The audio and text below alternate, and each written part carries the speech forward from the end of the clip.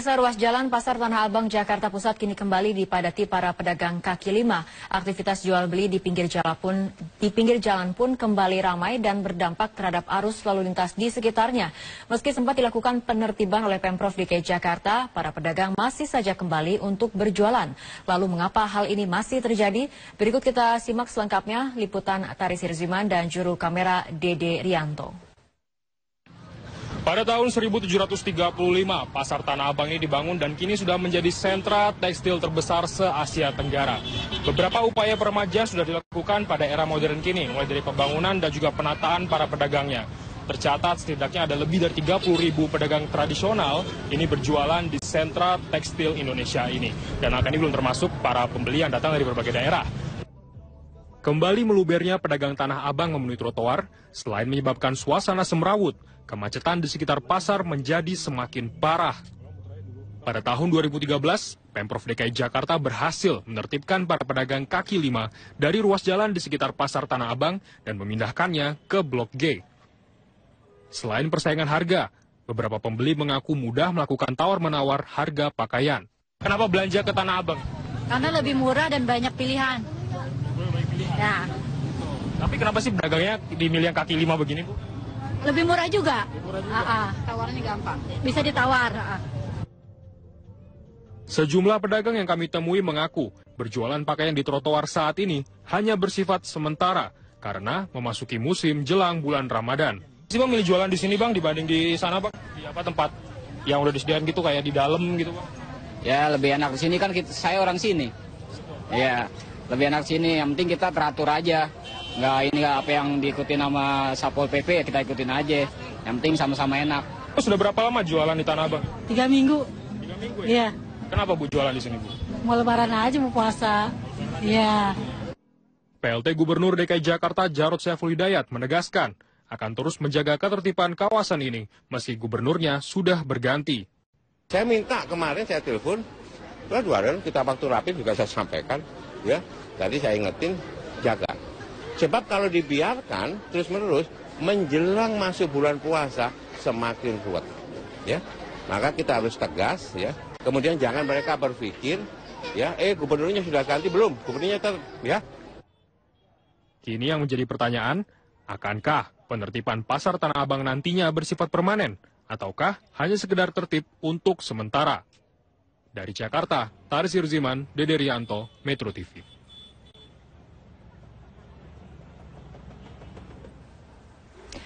Kirap kebangsaan sebagai bentuk perlawanan terhadap aksi intoleransi, radikalisme, dan anarkisme digelar di Bogor, Jawa Barat. Informasinya akan kami hadirkan usai jeda.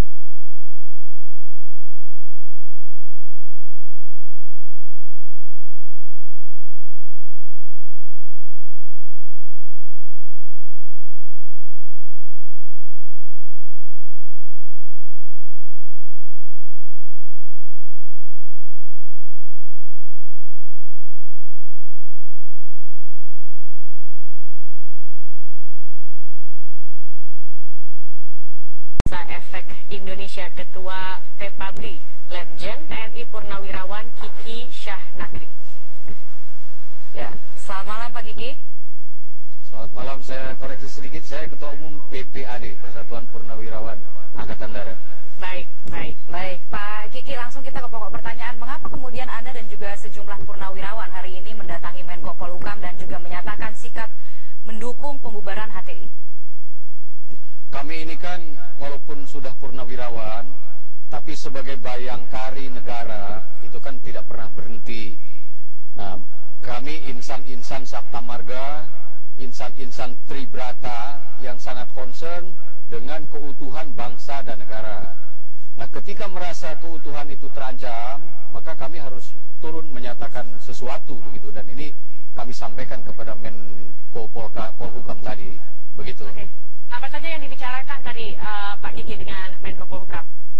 Iya, intinya kami sudah sangat prihatin dan sekaligus khawatir dengan situasi yang ada sekarang, karena situasi ini sudah mengarah pada perpecahan bangsa. Nah, artinya situasi yang ditimbulkan oleh kiprahnya Hizbut Tahrir Indonesia ini.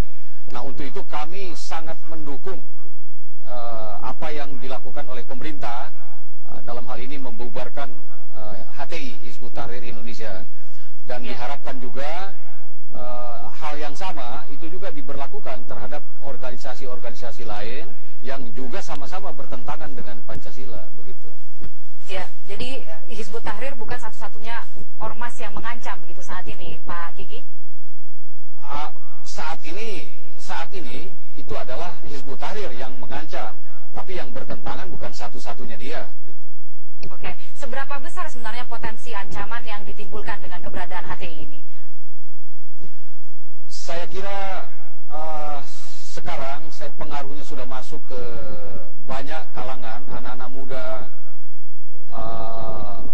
juga di perguruan-perguruan tinggi, juga di pemerintah dan lain sebagainya. Dan yang disasar oleh kelompok ini adalah cara berpikir anak-anak muda terutama. Nah, sehingga ini sangat mengancam masa depan bangsa. Nah, khilafahisme kan sangat bertentangan dengan konsep NKRI, artinya juga bertentangan dengan Pancasila. Jadi ini nggak bisa ditolerir organisasi yang mempunyai tujuan, mempunyai ideologi semacam ini. Tetapi kan organisasi ini kan sebenarnya sudah lama begitu, Pak Kiki, ada di Indonesia. Bagaimana ketika Anda pun dulu sebagai TNI begitu melihat adanya organisasi-organisasi seperti ini, tidakkah ada niat misalnya untuk langsung membubarkan, atau saat itu Anda melihat ini masih belum terlalu urgent untuk dibubarkan? Ketika saya dinas, ini belum berbadan hukum. Saya kira berbadan hukum setelah saya pensiun organisasi ini. Dan setelah berbadan hukum, itu justru menjadi besar.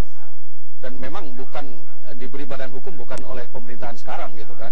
Nah, untuk itu maka saya kira ketika sudah besar ini, seluruh rakyat Indonesia, seluruh komponen bangsa harus waspada, harus aware, begitu.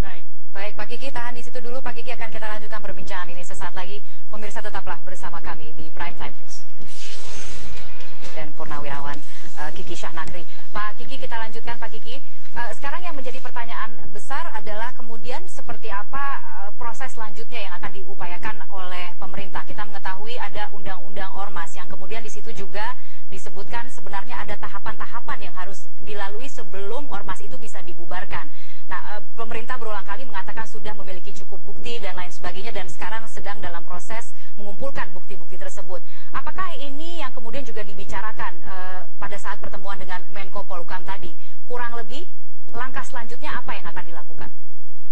Ya betul, tadi juga termasuk dibicarakan. Negara kita adalah negara hukum, jadi proses pembubaran ini juga harus melalui jalan hukum.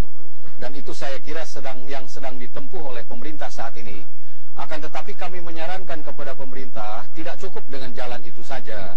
Mengapa? Karena ideologi apapun, penganut ideologi apapun itu menyangkut hati dan pikiran para pengikutnya. Jadi ini sesuatu yang sudah mendalam, saya kira ada pada mereka masing-masing. Maka harus dilanjutkan dengan setelah selesai tindakan hukum itu harus dilanjutkan dengan tindakan istilahnya deradikalisasi lah begitu, yaitu dengan cara melakukan karakter building terhadap anak-anak kita, terutama para pelajar dan lain sebagainya. Dan itu harus dilakukan sejak usia dini, sejak balita begitu, dan terus dilakukan pendidikan karakter secara sistematik, berkelanjutan, berkesinambungan. Nah ini saya kira harus dilakukan oleh pemerintah dalam rangka melindungi bangsa dan negara ini ke depan. Pak Kiki, tetapi selain menyatakan sikap mendukung untuk pembubaran HTI, sebenarnya dari Purnawirawan TNI Anda dan teman-teman tadi, sebenarnya apa yang akan dilakukan? Adakah partisipasi khusus yang akan Anda lakukan dan teman-teman ini terkait dengan pembubaran HTI ini? Ya, sampai saat ini kami hanya menyampaikan dukungan moral saja kepada pemerintah, memberikan dorongan kepada pemerintah agar pemerintah juga tidak merasa sendiri bahwa kami para purnawirawan pun ada di belakang pemerintah.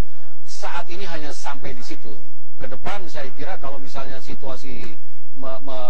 situasinya membutuhkan, ya barangkali lebih dari itu kami juga siap. Ya, Pak Kiki, kemudian seberapa yakinkah Anda bahwa pembubaran ormas ini memang adalah jalan yang paling efektif, terutama untuk membubarkan ormas-ormas yang ideologinya dan kegiatannya ini bertentangan dengan NKRI? Apakah ini cukup, Pak? Apakah ini memang efektif nantinya? Ya, efektif kalau seperti saya katakan tadi, akan efektif kalau ada tindak lanjutnya. Baik. Tidak hanya sekedar dibubarkan, terus harus ada tindakan hukum, dan harus ada tindakan juga deradikalisasi, seperti saya uraikan tadi. Itu baru efektif. Baik, Pak Kiki, saya tergelitik. Saya ingin menanyakan lagi seputar pernyataan Anda tadi yang mengatakan bahwa HTI ini kan tadi teman saya menanyakan sebenarnya sudah sejak lama ada di Indonesia, dan pada waktu Anda masih dinas bentuknya belum berbadan hukum begitu ya. Setelah berbadan hukum kemudian menjadi besar. Apakah diketahui, Pak, sampai dengan sebesar apa sebenarnya HTI ini di Indonesia? Itu saya kira data itu sudah ada pada Menko Polhukam, ada pada Badan Intelijen juga. Tapi yang kami tahu sudah merasuki banyak pikiran-pikiran kalangan muda. Inilah yang berbahaya menurut pandangan kami. Dan kalangan muda tidak hanya di Jawa ini, termasuk juga di luar Jawa, begitu. Undang-undang ormas mereka sudah ada ini, Pak Kiki, tetapi apakah Anda melihat bahwa pengawasannya juga diperlukankah untuk organisasi-organisasi seperti ini? Seharusnya. Nah ini saya kira yang tidak berjalan, karena tiba-tiba kita juga kaget dia sudah besar begitu. Selain pemuda juga organisasi wanitanya juga sudah cukup besar itu HTI. Baik. Terima kasih Pak Kiki telah bergabung bersama kami di Prime Time News. Selamat malam. Sama-sama, selamat malam.